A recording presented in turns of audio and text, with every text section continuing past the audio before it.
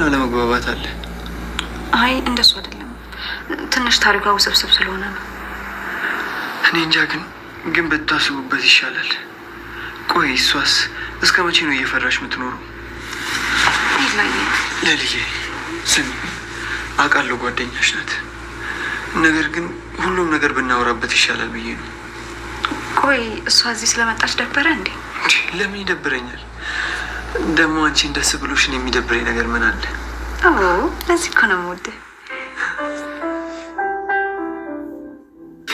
እናቴ ብቸኝነት በጣም የከበደኝ ነው።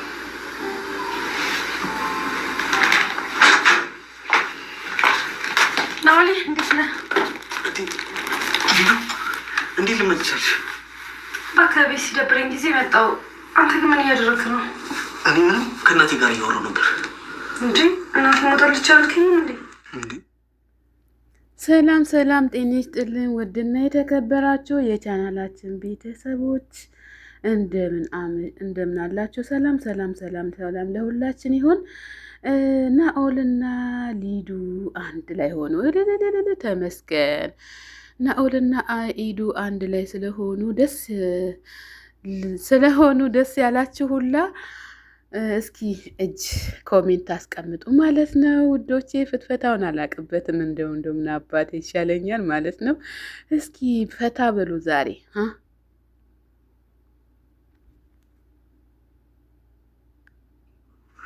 እኔ ምን ይመርጥ ስለመጭ ደስ ይለኛል። አመሰግናለሁ።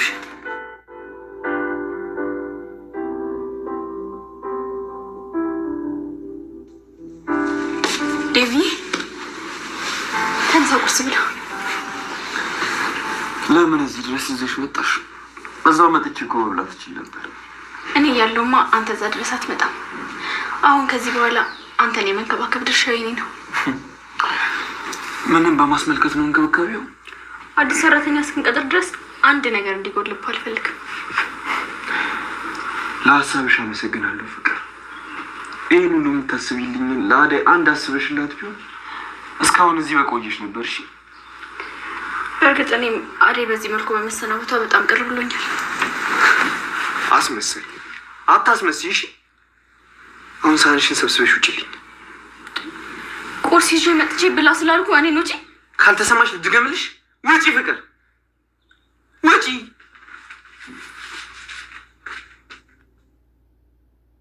ዋው ፍቅርን አባረራት። ደስ አይልም? በጣም ነው ደስ ያለኝ እኔ ከምንም በላይ ማለት ነው። በጣም ደስ ብሎኛል። እውነት ለመናገር ፍቅር እኮ የመጨረሻ ምቀኛ ሸረኛ ስለሆነች እንዴት እንዳስጠላችን ፍቅር ራሱ አታውቁም። እውነት ለመናገር ማለት ነው። ውድና የተከበራችሁ የቻናላችን ተከታታዮች ሼር እና ላይክ ሰብስክራይብ በማድረግ ተባበሩን።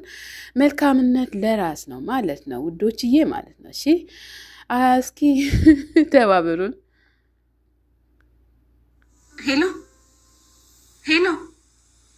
ሄሎ ማዬ፣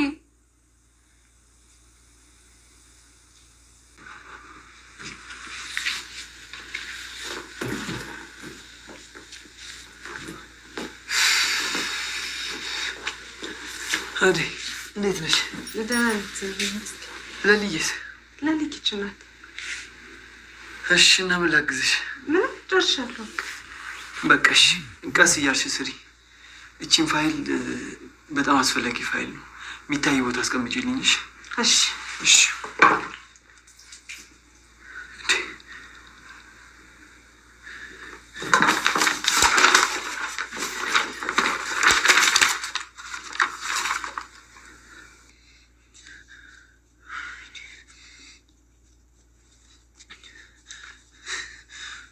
ቆይ እንዴት እንደዚህ ታደርጊያለሽ?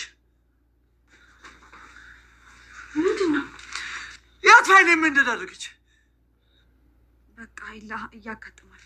ይሄ ፋይል ለኔ ምን እንደሆነ ታውቂያለሽ? የአባቴ ንብረት የያዘ ፋይል እኮ ነው። ቆይ ምን ያክል እንደሚያስፈልገኝ እየነገርኩሽ አልነበረ? ቆይ ሌላ ሀሳብ አለሽ? ይቅርታ፣ እዛ ይቅርታሽን ይዘሽ ገደል ግቢ።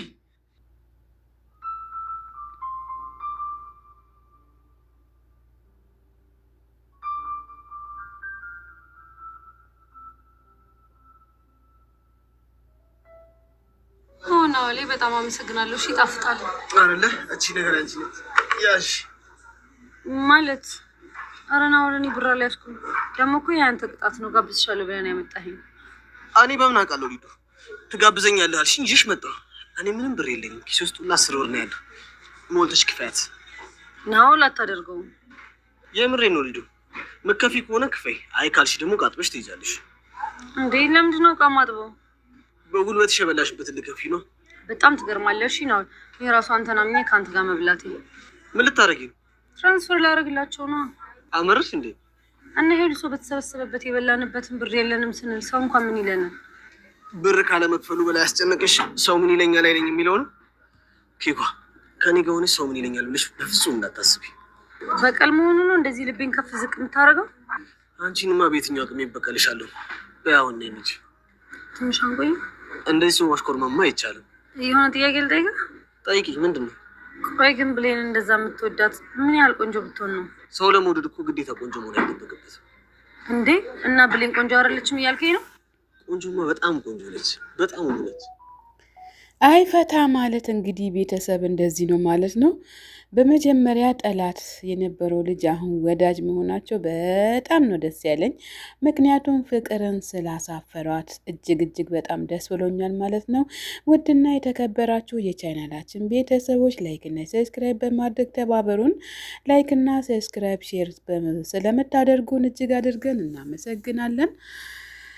ክበሩልን ማለት ነው። ቪዲዮን ደግሞ እስከ መጨረሻው ጨርሳችሁ እሺ። አመሰግናለሁ። ያን ማድረግ የተፈቀደባችሁ ነበር።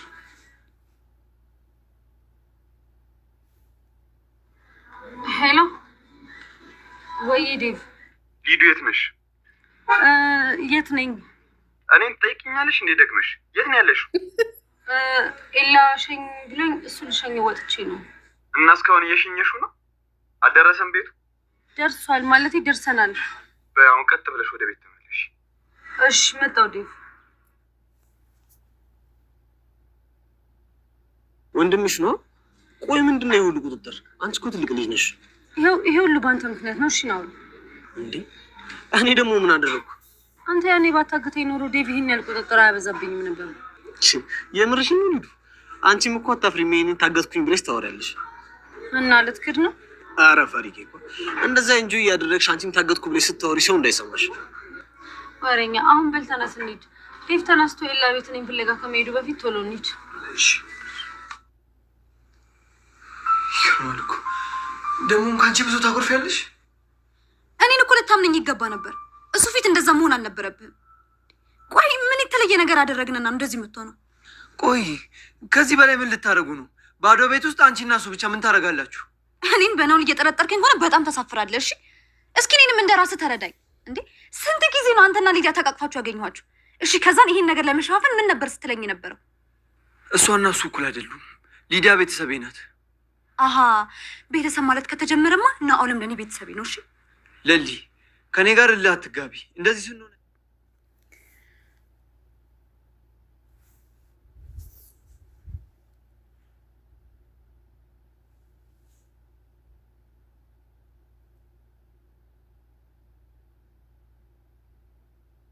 ውድና የተከበራችሁ የቻናላችን ተከታታዮች እንግዲህ አዳይ ደግሞ ስራዋን ለቃ ልትሄድ ነው ማለት ነው ውዶችዬ። በጣም ታሳዝናለች አዳይ። እንደው አዳይ በጣም ነው የምታሳዝነኝ እውነት ለመናገር አንጀቴን ትበላኛለች። ለምን እንደሆነ አላውቅም። ብቻ አዳይ ፈጣሪ እንግዲህ መልካሙን ነገር ያጋጥምሽ ነው የምለው እህት አለምዬ። አባቴን ፍለጋ እያጠያየቃየሁት ከዛ ሳያኝ አምልጬ ወደዚህ መጣ። በጣም አዝናለሁ አደይ። ግን እርግጠኛ ነሽ አባትሽን ነው ያየሽው? አዎ ለልዬ ራሱ ነው። ምን እንደማደርግ ወዴት እንደሚሄድ ግራ ሲገባኝ ነው ወደዚህ መጣ። እንኳንም መጣሽ አደይ። በቃ አሁን ተረጋግሺ። የሚበላ ነገር ላዘጋጅልሽ። ደግሞ ስለመጣሽ ደስ ብሎኛል።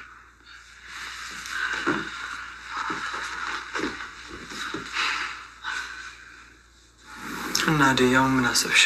ኢላ ምን እንደማደርግ ምን ውስጥ እንደምገባ ግራ ገብቶኛል። ቆይ ለምን እንደፈረ ብለሽ አታናግሪውም? አንቺም የእሱን ሀሳብ ስሚ። አንቺም የራስሽን አመለካከት ንገሪውና በቃ ትስማማላችሁ። ኤላ አባቴ እኮ ምንም የሰው ሀሳብ የሚሰማ ሰው አይደለም። አደይ እንደዚህ እያልሽ እድሜ ልክሽን ከምትፈሪ ሁሉም ነገር ፊት ለፊት ተጋፈጪውና አባትሽን አሳምኘው። እንደሱማ አይሆንም የለ። ምን ብዬ ፊት ለፊቱ ቆማለሁ? አትፍሪ አደይ። ቆይ ግን ለምን እንደዚህ እንደምልሽ ታውቂያለሽ? እኔ ሁሉም ነገር በራሴ ስላየሁት ነው። አባቴን ፈርቼ የማልፈልገውን ነገር ሁሉ እሺ ስለው ኖሬያለሁ። እንደዛ ባላረግ